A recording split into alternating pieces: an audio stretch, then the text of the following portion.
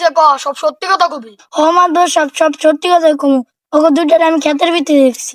মাদুর সাহেব না, আমি সব মিশা কথা কইতো। চাপ শালার বসালা, তোর কথা কইতে কইছি, এনে বিচার করতাছি না। তুমি কও, সব সত্যি কথা কও।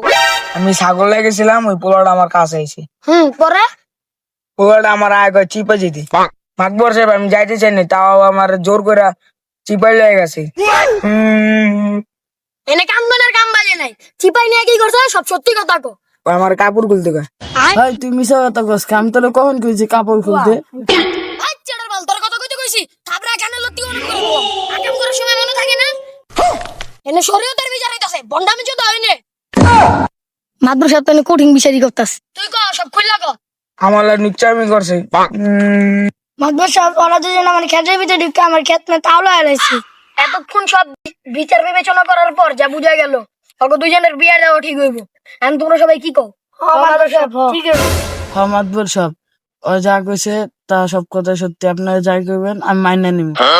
মাদ্রাসা সাহেব, আপনার লোক একটা কথা ছিল। হ্যাঁ, তোর আবার কি কথা? মাদ্রাসা সাহেব, ওরা তো বিয়েটা না যদি না পায়, আমার বিয়ে করে দিন, আমি তো এমনি বিয়ে শাদী করিনি।